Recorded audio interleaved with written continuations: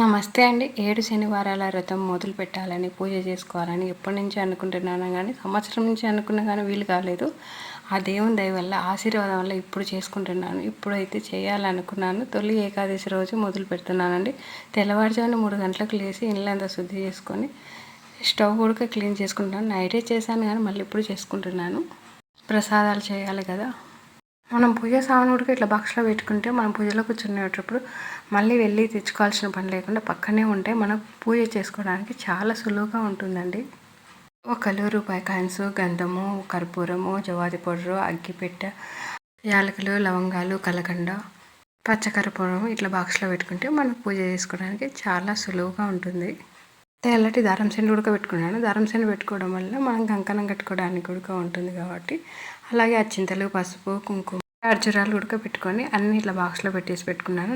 ముందు రోజు నైటే పెట్టుకున్నాను. అంతేకాకుండా మనకి అందులో కావాల్సినవి ఇంకా ఉన్నాయండి. పత్తి వస్త్రము, ఒత్తులు,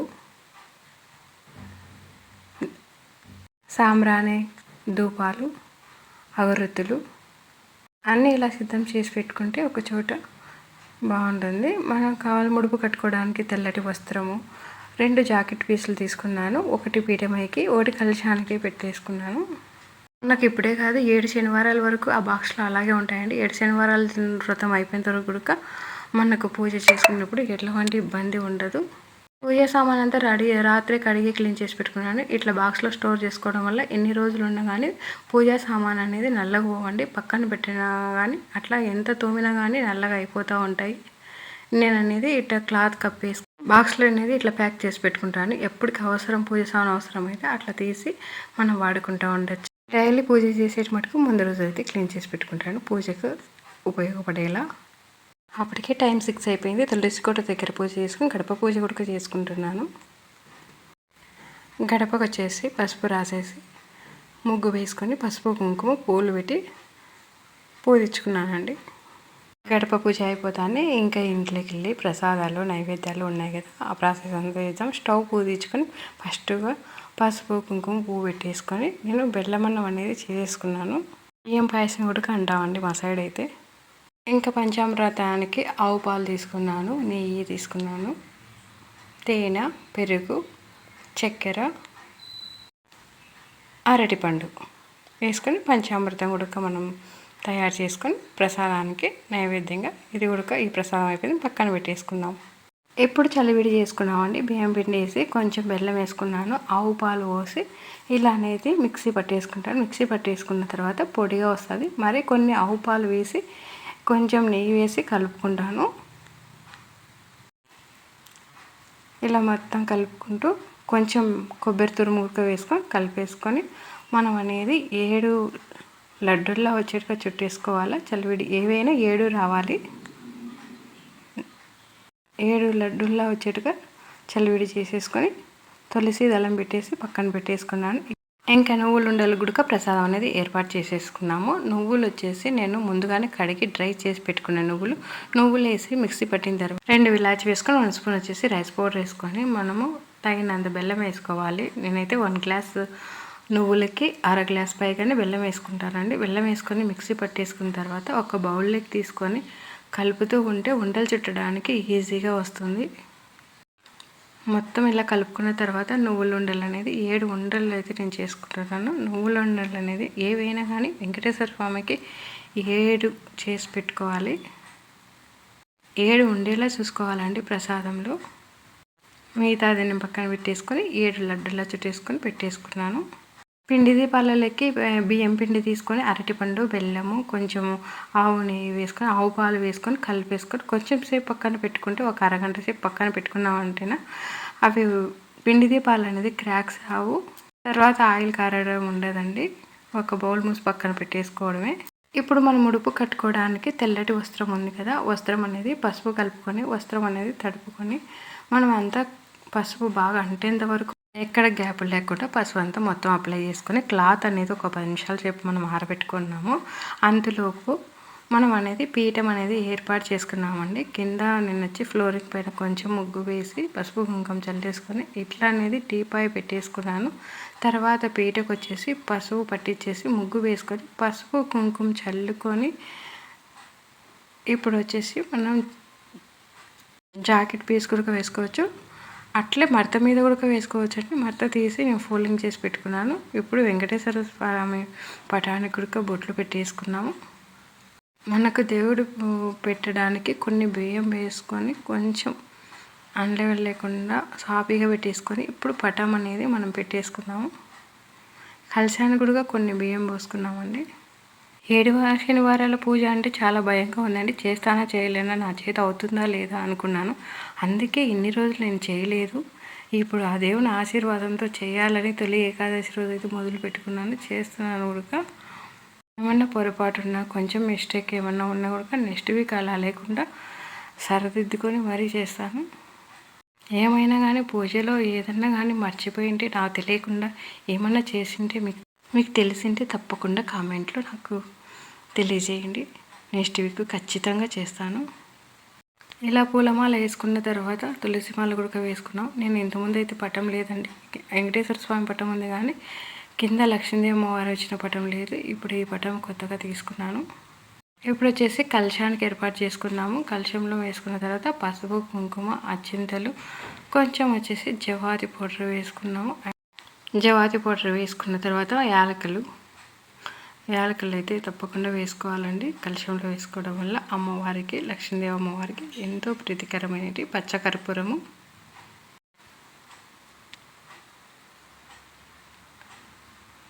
₹1 కాయిన్.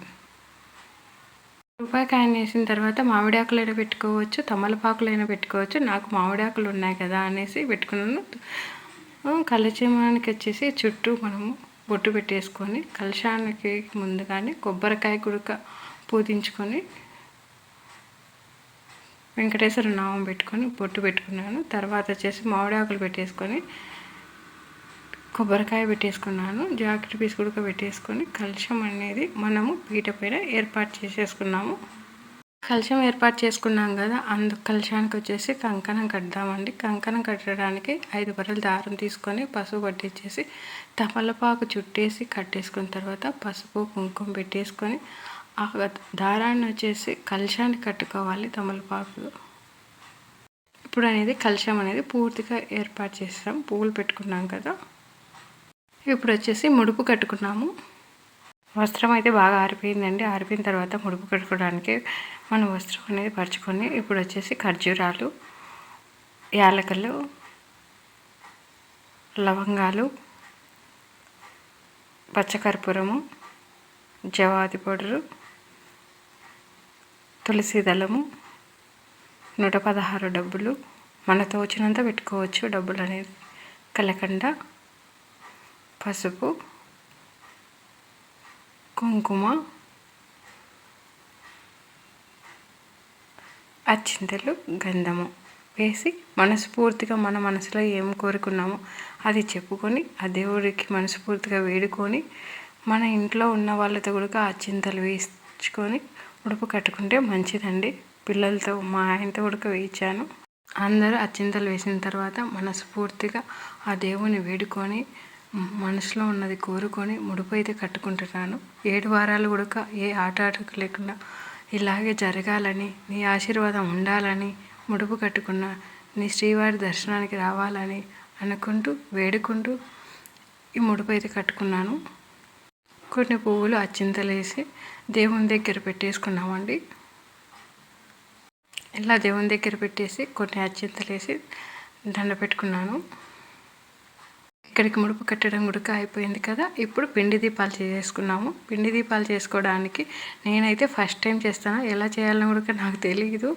ఇది కూడా యూట్యూబ్లో వీడియోలలో చూసి చేస్తున్నానండి. కొంచెం ఫస్ట్ అయితే అంటుకున్నట్టున్నాయి కానీ చేయంగా వచ్చినాయి. ఇలా పిండి దీపాలు చేసుకొని నామం పెట్టేసుకోవాలి. ఒకదాని తర్వాత ఒకటి ఇలా పిండి దీపాలన్నీ చేసేసుకొని అన్ని తమలపాకుల పైన పెట్టేసుకున్నాను. ఆవు నెయ్యి పోసి అన్ని ఒత్తులు ఒక్కొక్క పిండి దీపంలో 7 ఒత్తులు వేసి వెలిగించుకున్నాను. పూజ చేసేటప్పుడు ముందు వెలిగించలేదండి. ముందు పూజ చదువుతా 7 శనివారాల వ్రత పుస్తకం అని ఉంటుంది. ఆ పుస్తకం చూస్తూ చదువుకుంటూ గోవింద నామాలు చేస్తూ పూజ చేసుకున్నాము. పూజ చేసుకున్న తర్వాత పూజ అనేది సమాప్తం అయిపోయింది అనుకునేటప్పుడు కొబ్బరికాయ కొట్టే ముందుగా దీపాలు వెలిగించి కొబ్బరికాయ కొట్టి ఆయన ఆశీర్వాదం తీసుకున్నాము.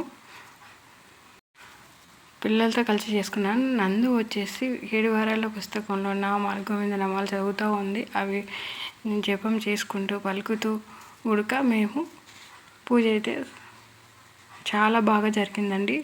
తర్వాత దేవుడికి ఏడుకొండలవాడ వెంకటరమణ గోవింద గోవింద అనుకుంటూ ఆ దేవుడికి అయితే పువ్వులు అచింతలేసి సాంబ్రాణి ధూపం కూడా వేసుకున్నాము. దేవుడికి ధూపం ఇచ్చిన తర్వాత దీపాల వెలుగులో ఆ దేవుడైతే చూస్తుంటే కన్నులు విందుగా ఉందండి. ఇప్పుడైతే హారతి ఇస్తున్నాము. హారతి ఇచ్చాము. పూజ అయితే ఇంత బాగా జరుగుతుందని, ఇంత బాగా చేయగలుగుతామని అస్సలు అనుకోలేదు. మళ్ళీ వచ్చేసి 2వ వారంలో ఇంకా బాగా జరగాలని, ఆ దేవుడు ఆశీర్వాదం ఉండాలని మనస్ఫూర్తిగా అనుకుంటూ ఈ పూజ అయితే ఇక్కడితో చాలా బాగా జరిగినందుకు మనస్ఫూర్తిగా